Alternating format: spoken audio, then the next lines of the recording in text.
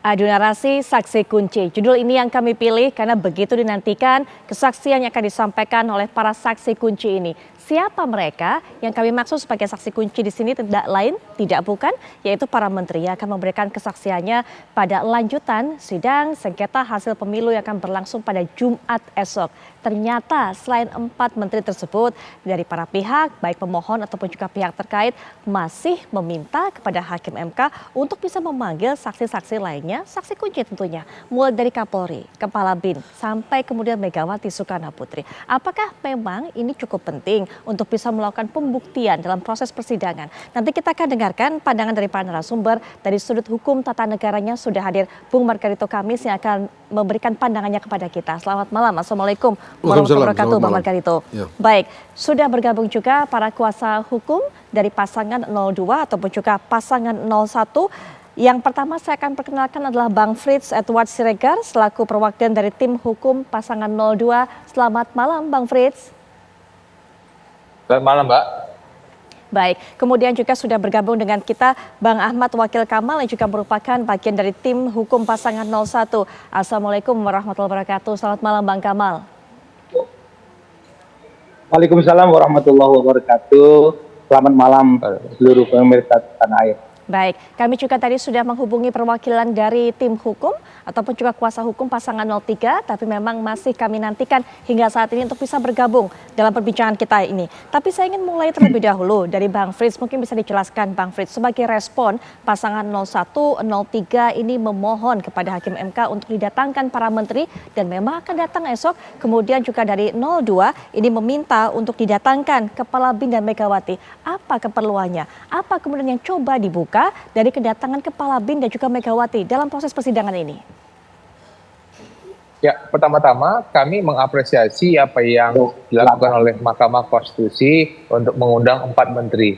Saya rasa kehadiran 4 menteri besok itu menambah apa yang tadi sudah disampaikan oleh saksi dan ahli kami terkait bagaimana apa yang dimaksud dengan perlindungan sosial, berapa jumlahnya, bagaimana proses distribusinya, dan berapa bansos yang dimiliki oleh ataupun yang dikelola oleh Kementerian Sosial, dan selebihnya itu diatur atau diadministrasikan oleh kementerian lain. Kami percaya apa yang besok akan disampaikan, Mbak, itu akan menambah kejelasan dari selama apa yang diduga. Yang kedua, saya rasa Prof. Yusril sebagai Ketua Tim Hukum sudah menyatakan bahwa tim hukum Paslon 2 tidak akan memanggil Ketua BIN. Itu merupakan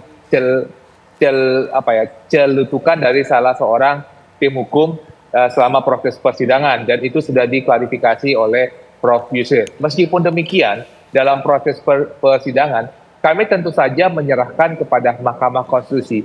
Bukankah kita semua Paslon 1, 2, dan 3 sudah percaya kepada institusi Mahkamah Konstitusi, dan siapapun yang dipanggil oleh Mahkamah Konstitusi itu merupakan hak daripada Mahkamah Konstitusi untuk dapat membantu Mahkamah Konstitusi dalam menyelesaikan proses persidangan. Dan jangan dilupa, Mbak, pasal 38 dari PMK kan sudah mengatakan alat bukti tersebut kan ada namanya surat, ada dokumen, ada petunjuk, ada kesaksian, ataupun keterangan pihak lainnya. Jadi saksi itu kan merupakan satu dari beberapa alat bukti. Sebenarnya kalau memang Paslon 1 dan Paslon 3 merasa ada sebuah hal yang dapat mereka buktikan, kan mereka bisa memakai dokumen-dokumen lain, entah video, gambar. Saya takutnya ini hanya sebuah klaim-klaim saja, sebuah dugaan-dugaan tanpa ada sebuah dokumen ataupun alat bukti yang membantu.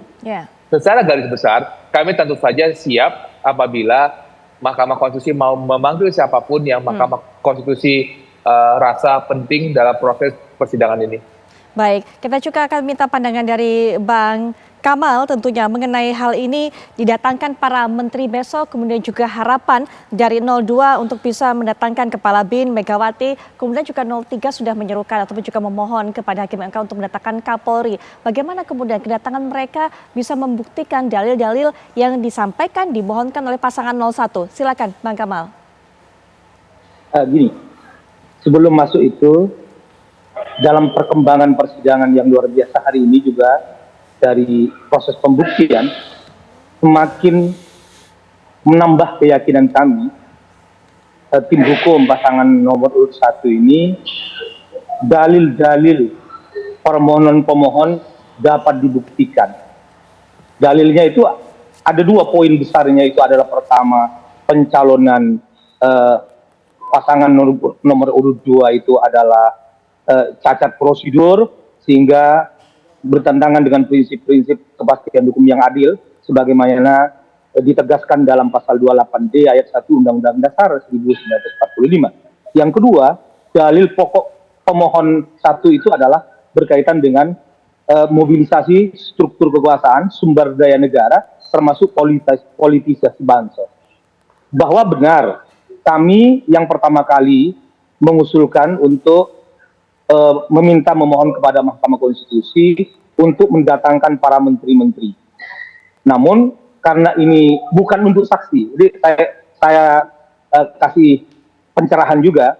Saya kira kalau pejabat negara seperti menteri dan sebagainya, kemudian Kapolri dipanggil ke Mahkamah Konstitusi, itu adalah landasan hukumnya itu adalah pasal 2 ayat 2 Peraturan Mahkamah Konstitusi nomor 4 tahun 2003, yaitu pihak lain itu dia memberikan keterangan sebagai pihak terkait. Jadi memberi keterangan posisinya itu adalah kewenangan mahkamah. Kami tahu persis itu. Walaupun awalnya ketika kami mengusulkan untuk meminta atau memohon mahkamah untuk mendatangkan beberapa menteri itu ditolak oleh 02 dengan berbagai alasan. Ini adalah siapa yang mendalilkan beban pembuktian ada di pemohon. Kebetulan persoalannya teman-teman kuasa hukum 02 ini banyak kurang piknik di Mahkamah Konstitusi karena ini bukan peradilan perdata atau peradilan pidana, ini adalah peradilan tata negara, peradilan konstitusi, sehingga hukum acaranya adalah hukum acara konstitusi, hukum acara tata negara, sehingga ini adalah hakim itu dalam asas hukum tata negara itu, peradilan tata negara itu bersifat aktif dan pasif. Jadi hakim harus dalam konteks ini dalam pasal 2 ayat 2 PMK 2000 nomor 4 2003 itu adalah hakim aktif. Aktifnya apa? Untuk mencari kebenaran material, dalam rangka menegakkan keadilan substantif. Jadi gimana posisi 01 berkaitan dengan permohonan dari 03 untuk menghadirkan Kapolri? Bagi kami selama itu mahkamah membutuhkan itu kan kewenangan di mahkamah. Itu kebutuhan Mahkamah Konstitusi. Maka terserah mahkamah mempertimbangkan. Tapi kami menganggap juga kalau dipanggil untuk kepentingan bahwa ada pelibatan aparatur negara polisi sampai kepada tingkat dari Kapolri sampai tingkat paling bawah Babin Kamtipmas, itu akan semakin clear bahwa mobilisasi struktur kekuasaan itu nanti terang benderang. Saya kira Mas Fris nggak perlu takut lah kalau memang polisi tidak juga dimobilisir, karena faktanya di lapangan bahwa memang ternyata terhadap kepala-kepala daerah seperti di Karanganyar, di Jember, yang tidak jelas dukungannya, 271 di Karanganyar itu dipanggil Kapolda. Jadi ada dugaan-dugaan bahwa polisi tidak netral menggunakan alat hukum untuk menekan kepala desa untuk mendukung 02. Inilah yang terjadi. Jadi sepanjang itu untuk pembuktian itu saya kira 01 dalam posisi setuju andaikan Mahkamah Konstitusi memanggil itu, karena tapi semua kewenangan di Mahkamah Konstitusi. Saya kira itu berkaitan dengan permohonan 02 mendatangkan kepala BIN, mendatangkan Megawati. Kalau Megawati saya kira bukan pejabat publik, tidak akan dia berhak berkampanye, tidak akan menggunakan fasilitas publik, tidak mobilisasi struktur kekuasaan, tidak mobilisasi anggaran. Saya kira nggak ada relevansinya kalau Megawati diundang ke forum Mahkamah Konstitusi. Tapi kalau BIN bisa saja, kalau dia punya informasi keterlibatan aparat, keterlibatan PJ Gubernur, PJ Wali Kota, Bupati untuk pemenangan, menarik juga. Kami dalam posisi 01 ini dalam posisi sepenuhnya diserahkan kepada pertimbangan Majelis Hakim Mahkamah Konstitusi untuk mencari kebenaran material, untuk menegakkan keadilan substantif. berdasarkan konstitusi. Kira-kira itu, Mbak. Baik Bang Kamal, Bang Margarito dalam hal ini saya minta pandangannya mengenai dua hal. Yang pertama tadi seperti yang dikatakan kalau pasangan 02 mengatakan siapa yang mendalilkan wajib membuktikan. Tapi tadi dikatakan oleh Bang Kamal bahwa hakim aktif ini harus mencari kebenaran material. Itu yang pertama. Kemudian yang kedua adalah apakah memang kehadiran mereka baik Kapolri, Kepala BIN, kemudian juga Megawati diperlukan di sidang MK kali ini? Ya, pertama begini, soal siapa yang mendalilkan, siapa yang membuktikan itu bukan prinsip tata negara saja, itu universal. Prinsip pembuktian universal. Anda bisa temukan dalam berbagai sistem hukum dan pada setiap waktu itu. Jadi tidak benar juga. Satu, yang kedua, sebenarnya sih ini udahlah begini. Tadi kan Kamal bilang mencari kebenaran material dan keadilan substantif gitu ya. Kalau mau rigid nih, itu barang nggak dikenal dalam kalau ikut dia punya cara berpikir tadi gitu ya. Ini peradilan tata negara ya, peradilan konstitusi gitu ya. Nggak ada dikenal itu peradilan mencari kebenaran material tuh. Mencari kebenaran substantif itu nggak ada tuh. Itu kebenaran material itu cuma dapat ada dari peradilan pidana. Tidak ada di peradilan perdata juga enggak, apalagi peradilan tata negara nggak ada itu istilah itu, konsep itu gitu ya, tidak berlaku gitu.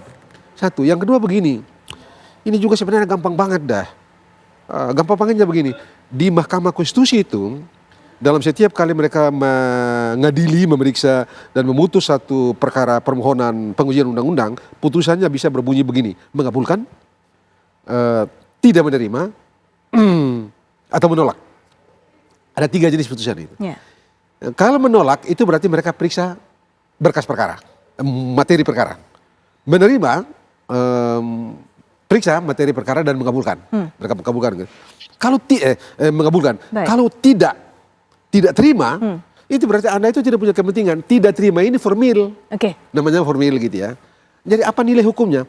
Dalam hukum itu yang formil dan material sama-sama bernilai hukum. Baik, Bang Margarito, mungkin saya hentikan sampai di sini. Nanti bisa ada poin-poin berikutnya kita sampaikan setelah jeda.